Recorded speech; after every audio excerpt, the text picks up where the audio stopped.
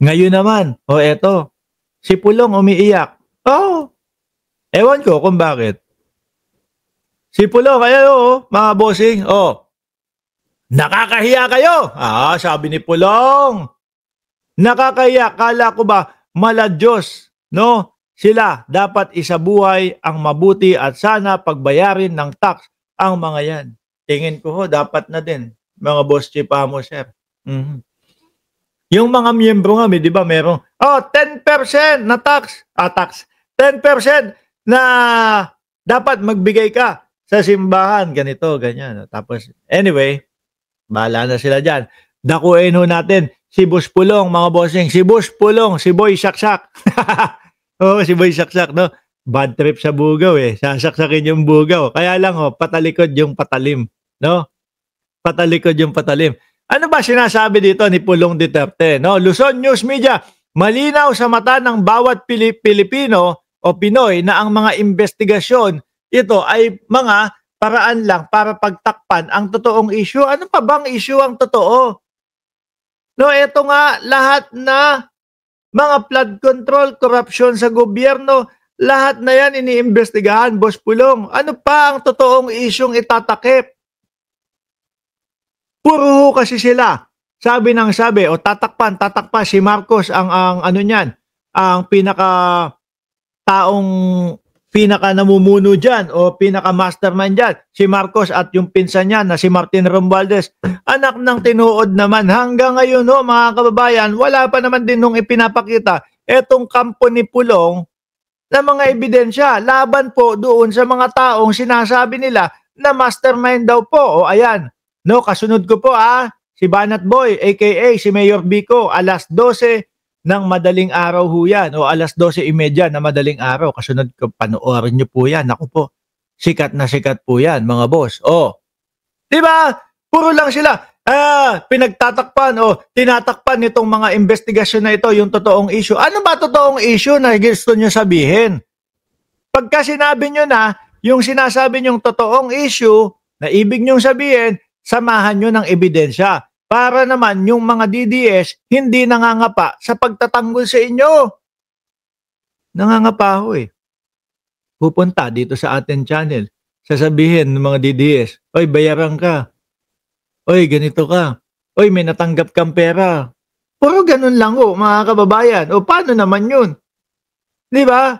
Kaya pag isang soplak pa lang natin doon sa mga supporter ni Pulong, wala na, umaalis na, nagsisialisan na. Isang sagot pa lang natin, alisan na. Hindi na masaya. Iyak sa isang sulok. Diba? Ito, Emotera Vlog. Pag-aari kasi ng iglesia, ang Stronghold Insurance nakapartner ni totoo ba? That's the reason why INC creating rally because of Discayas. Okay, ang galing nyo po Sabi ni Ma'am BMB Emotera, hahagilapin nga po namin yan. Tingin ko dapat si Emotera kasama siya namin, research team namin, nakikita niya, nahahalukan niya yung mga ganyan, nahanapin po namin yan, Sabi, nakakahiya kayo kung sa tingin ninyo bobo ang mga Pilipino, nagkakamali kayo. Puro generic yung sinasabi. Malinaw sa mata ng bawat Pinoy na ang mga investigasyong ito ay mga paraan lang para pagtakpan ang totoong issue na bumabalot sa bayan. Ano yung puto? Puto, yung ibig ko sabihin. Puto. Yun, mailigo kasi ako, dinuguan at puto. Yan ang favorite ko. Tapos kahit papaano, paminsan-minsan lang ako nagso-soft drinks, mga kababayan. Pero pagka dinuguan at puto ang kinakain ko, nako po. Ang sarap. Yan. Tapos, kahit pa paano may Pepsi ka sa gilid. O Pepsi, baka naman. Di ba? Ano nga yung issue na yon na sinasabi ninyo? Well, meron pa bang mas lalaking issue dito? Gusto nyo, ipinipilit nyo na si Bongbong Marcos ang kasama dyan, ang mastermind dyan. Si Martin Romualdez, anak ng tokwa naman. Wala naman kayong maipakitang ebidensya. Meron nga kayong pinalabas.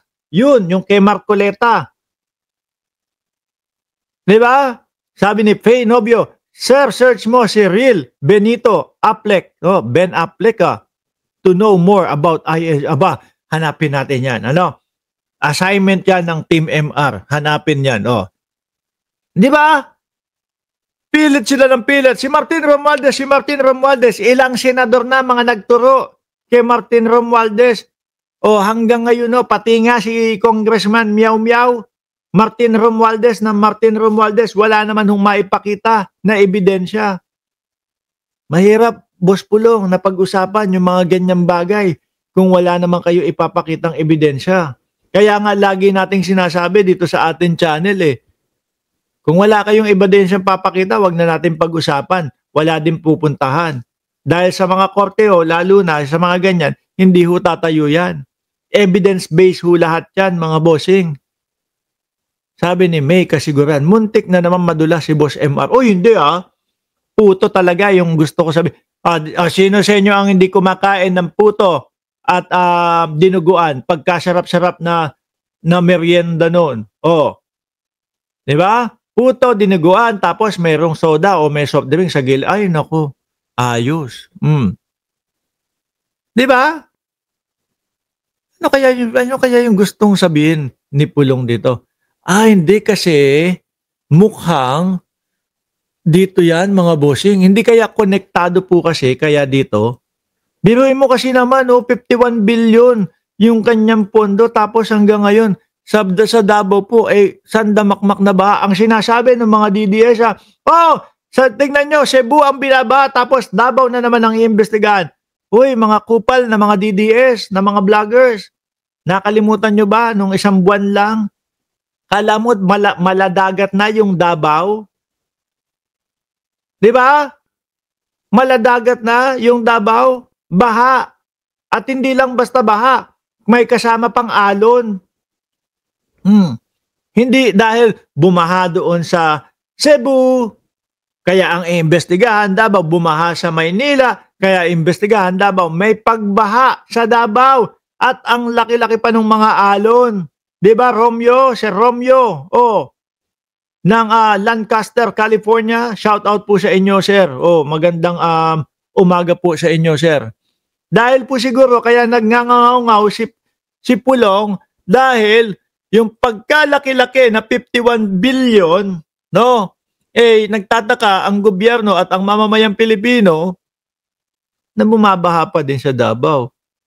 House probe sa flood control project sa distrito ni Representative Duterte ipinanawagan. Nako, dyan siguro kaya umiiyak si Pulong Duterte, mga kababayan. Kaya ang naratibo ho nila doon sa mga DDS, mga boss, chief, sir, nako, nasa Pilipinas yung baha tapos Davao ang iimbestigahan.